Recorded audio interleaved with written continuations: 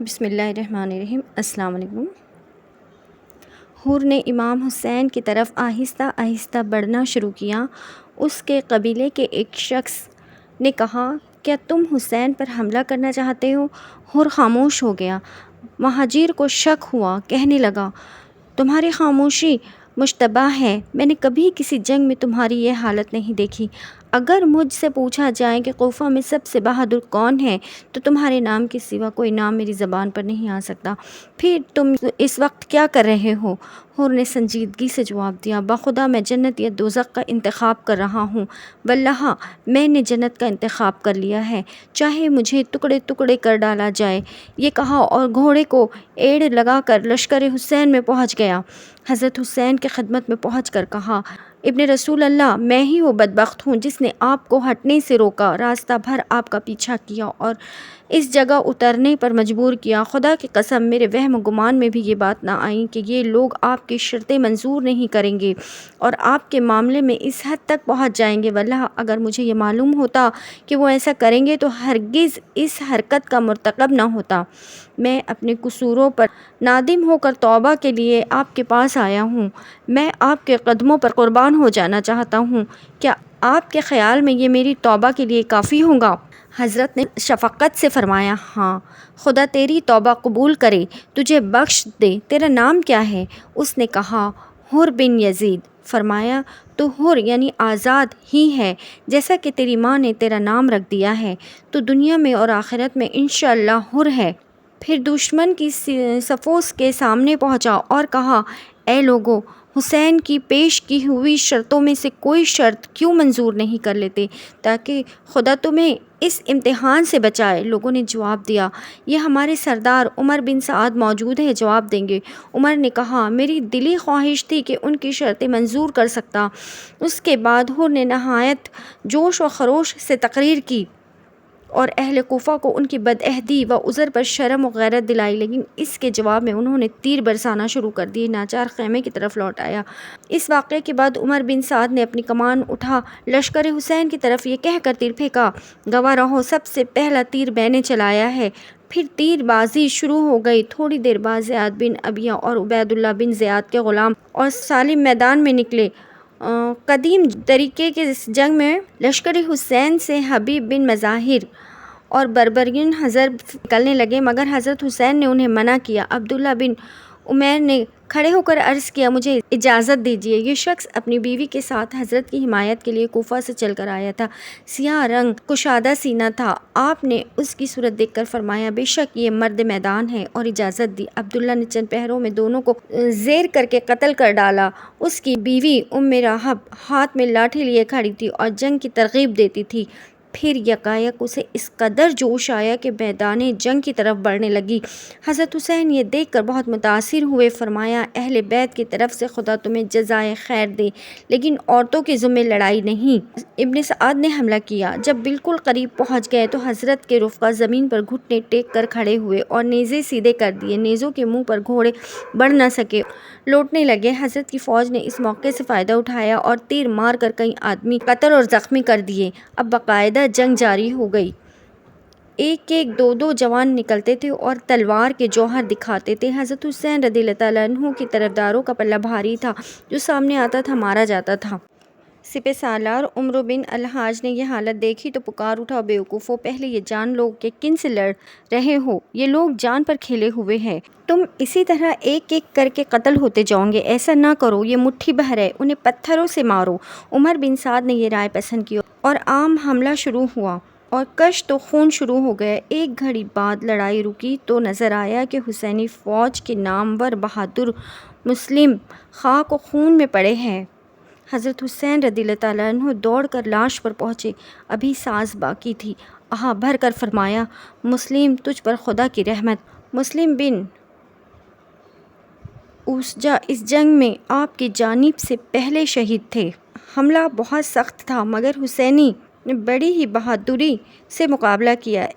اس بازو میں صرف 32 سوار تھے، جس طرف ٹوٹ پڑتے تھے صفیں الٹ جاتی تھی۔ آخر طاقتور دشمن نے محسوس کر لیا کہ کامیابی ناممکن ہے، چنانچہ فوراً نئی کمک طلب کی۔ بہت سے سپاہی اور تیر انداز پہنچ گئے۔ انہوں نے آتے ہی تیر برسانا شروع کر دیے۔ تھوڑی دیر میں حسینی فوج کے تمام گھوڑے بیکار ہو گئے اور سواروں کو پیدل جانا پڑا۔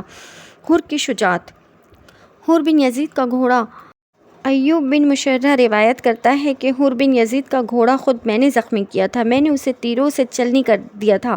حر بن یزید زمین پر کود پڑے، تلوار ہاتھ میں لیے بالکل شیر ببر معلوم ہوتے تھے۔ تلوار ہر طرف متحرک تھی اور زبان پر یہ شعر تھا: اگر تم نے میرا گھوڑا بیکار کر دیا تو کیا ہوا، میں شریف کا بیٹا ہوں، خوفناک شیر سے بھی زیادہ بہادر ہوں۔ لڑائی اپنی پوری ہولناکی سے جاری تھی۔ اب دوپہر ہو گئی مگر کوفی فوج غلبہ حاصل نہ کر سکی۔ وجہ یہ تھی کہ حسینی فوج نے تمام خیمے ایک جگہ جمع کر دیے تھے اور دشمن صرف ایک ہی رخ سے حملہ کر سکتا تھا۔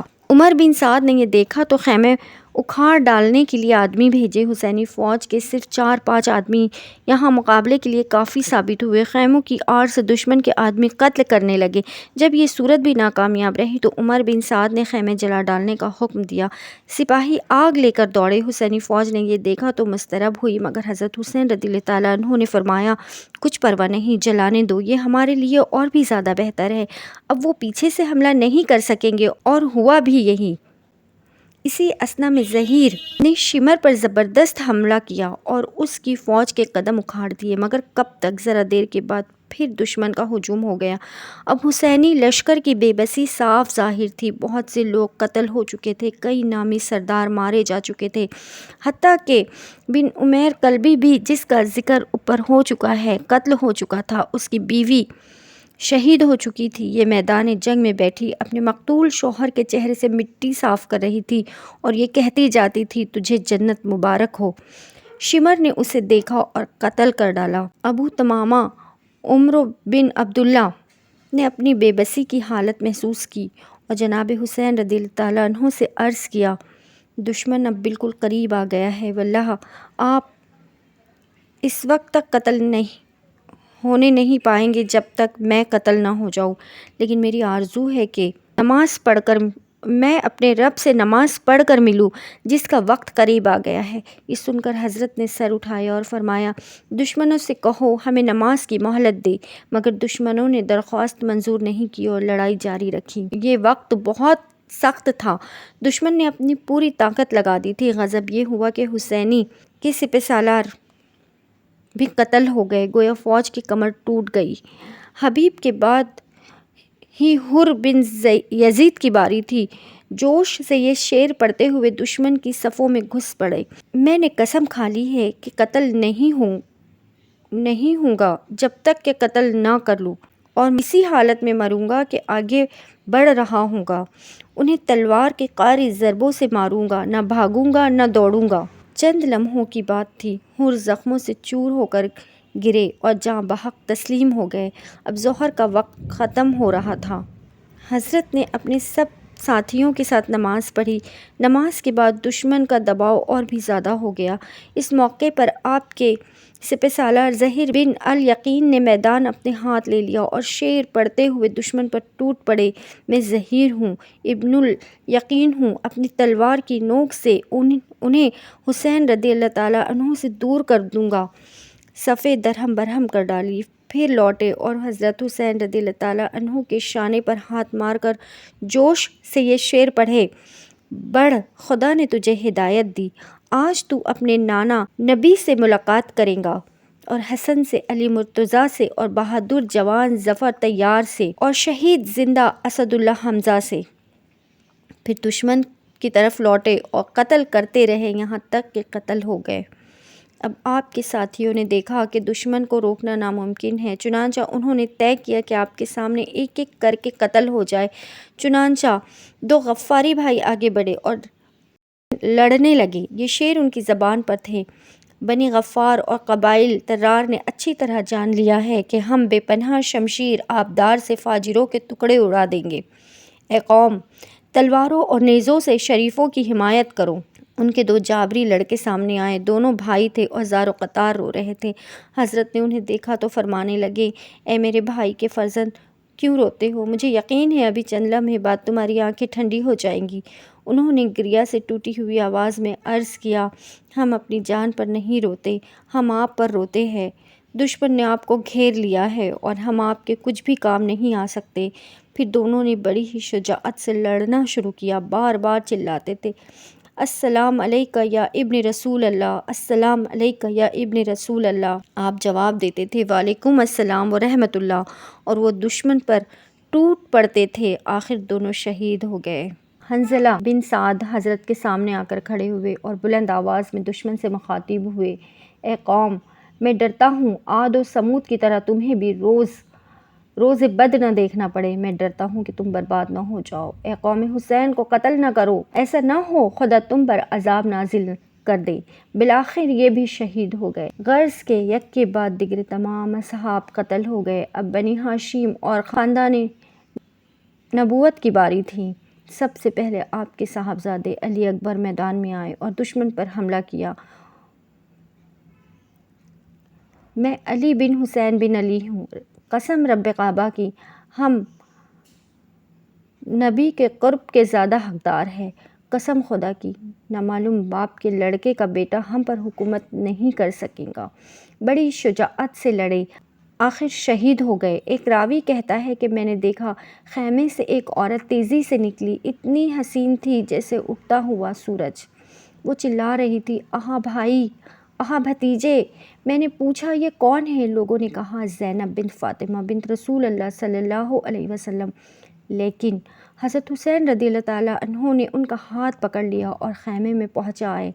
پھر علی کی نعش اٹھائی اور خیمے کے سامنے لا کر رکھ دی۔ ان کے بعد اہل بیت اور بنی ہاشم کے دوسرے جانثار قتل ہوتے رہے، یہاں تک کہ میدان میں ایک جوان رانا نمودار ہوا۔ وہ کرتا پہنے، تہبند باندھے، وہ اس قدر حسین تھا کہ اس کا چہرہ چاند کا ٹکڑا معلوم ہوتا تھا۔ شیر کی طرح بپھرتا ہوا آیا اور دشمن پر ٹوٹ پڑا۔ عمرو بن سعد نے اس کے سر پر تلوار ماری۔ نوجوان چلایا، ہائے چچا، اور زمین پر گر پڑا۔ آواز سنتے ہی حضرت حسین رضی اللہ تعالیٰ عنہ بھوکے باز کی طرح ٹوٹے اور غضبناک شیر کی طرح قاتل پر لپکی، بے پناہ تلوار کا وار کیا۔ قاتل نے ہاتھ اٹھا دیا مگر ہاتھ کوہنی سے کٹ کر اڑ چکا تھا۔ زخم کھا کر قاتل نے پکارنا شروع کیا۔ فوج اس سے بچانے کے لیے ٹوٹ پڑی مگر گھبراہٹ میں بچانے کی بجائے اسے روند ڈالا۔ راوی کہتا ہے جب غبار چھٹ گیا تو دیکھتا ہوں حضرت حسین رضی اللہ تعالیٰ عنہ لڑکے کے سرہانے کھڑے ہیں، وہ ایڑیاں رگڑ رہا ہے اور آپ فرماتے ہیں ان کے لیے ہلاکت جنہوں نے تجھے قتل کیا قیامت کے دن تیرے نانا کو جواب دیں گے۔ بخدا تیرے چچا کے لیے یہ سخت حیرت کا مقام ہے کہ تو اسے پکارے اور وہ جواب نہ دے، یا جواب دے مگر اس کی آواز تجھے نفع نہ پہنچا سکے۔ افسوس افسوس، تیرے چچا کے دشمن بہت ہو گئے اور دوست باقی نہ رہے۔ پھر لاش اپنی گود میں اٹھائی۔ لڑکے کا سینہ آپ کے سینے سے ملا ہوا تھا اور پاؤں زمین پر رگڑتے جاتے تھے۔ اس حال سے آپ اسے لائے اور علی اکبر کی لاش کے پہلو میں لٹا دیا۔ راوی کہتا ہے میں نے لوگوں سے پوچھا یہ کون ہے؟ لوگوں نے بتایا قاسم بن حسن بن علی بن ابی طالب۔ حضرت حسین رضی اللہ تعالیٰ عنہ پھر اپنی جگہ کھڑے ہو گئے۔ عین اس وقت آپ کے یہاں لڑکا پیدا ہوا، وہ آپ کے پاس لایا گیا، آپ نے اسے گود میں رکھا اور اس کے کان میں اذان دینے لگے۔ اچانک ایک تیر آیا اور بچے کے حلق میں پیوست ہو گیا۔ بچے کی روح اسی وقت پرواز کر گئی۔ آپ نے تیر اس کے حلق سے کھینچ لیا، خون سے چلو بھرا اور اس کے جسم پر ملے اور فرمانے لگے واللہ تو خدا کی نظر میں حضرت صالحہ کی اونٹنی سے زیادہ عزیز ہے، محمد خدا کی نظر میں صالحہ سے زیادہ افضل ہے۔ الہی اگر تو نے ہم سے اپنی نصرت روک لی ہے جس میں تیری بہتری ہے۔ اسی طرح ایک ایک کر کے اکثر بنی ہاشم اور اہل بیت شہید ہو گئے۔ ان میں سے ذیل کے نام مورخین نے محفوظ رکھے ہیں: محمد بن ابی سعد بن عقیل، عبداللہ بن مسلم بن عقیل، عبداللہ بن عقیل، عبد الرحمن بن عقیل، جعفر بن عقیل، محمد بن عبداللہ بن جعفر، ایون بن عبداللہ بن صفیر، عباس بن علی، عبداللہ بن عثمان بن علی، محمد بن علی، ابو بکر بن علی، ابو بکر بن الحسن، عبداللہ بن الحسن، قاسم بن الحسن، عبداللہ بن الحسین، علی بن الحسین۔ اس کے بعد اب خود آپ کی باری تھی۔ آپ میدان میں تنہا کھڑے تھے، دشمن یلغار کر کے آتے تھے مگر وار کرنے کی ہمت نہ پڑتی تھی۔ ہر ایک کی خواہش تھی کہ اس قتل کا گناہ دوسرے کے سر ڈالے، لیکن شمر نے لوگوں کو بھڑکانا شروع کیا۔ ہر طرف سے آپ کو گھیر لیا گیا۔ اہل بیت کے خیمے میں چند کم عمر لڑکے اور عورتیں رہ گئی تھیں۔ اندر سے ایک لڑکے نے آپ کو اس طرح کھڑا دیکھا تو جوش سے بے خود ہو گیا اور خیمے کی لکڑی لے کر دوڑ پڑا۔ راوی کہتا ہے کہ اس کے کانوں پر در پڑے ہل رہے تھے۔ یہ گھبرایا ہوا دائیں بائیں دیکھتا چلا۔ حضرت زینب کی نظر پڑ گئی، دوڑ کر پکڑ لیا۔ حضرت حسین نے بھی دیکھ لیا اور بہن سے کہا روکے رہو۔ آنے نہ پائے مگر لڑکے نے زور کر کے اپنے آپ کو چھڑا لیا اور حضرت کے پہلو میں پہنچ گیا۔ عین اسی وقت نجر بن کعب نے آپ پر تلوار اٹھائی۔ لڑکے نے فوراً ڈانٹ بتائی، او خبیث، میرے چاچا کو قتل کرے گا؟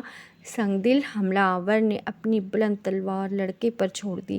اس نے ہاتھ پر روکی، ہاتھ کٹ گیا، ذرا سی کھال لگی رہ گئی۔ بچہ تکلیف سے چلایا۔ حضرت نے اسے سینے سے چمٹا لیا اور فرمایا صبر کر، اسے ثواب خداوندی کا ذریعہ بنا، اللہ تعالیٰ تجھے بھی تیرے صالحہ بزرگوں تک پہنچا دے گا۔ اللہ صلی اللہ علیہ وسلم علی ابن ابی طالب، حمزہ، جعفر اور حسن بن علی تک۔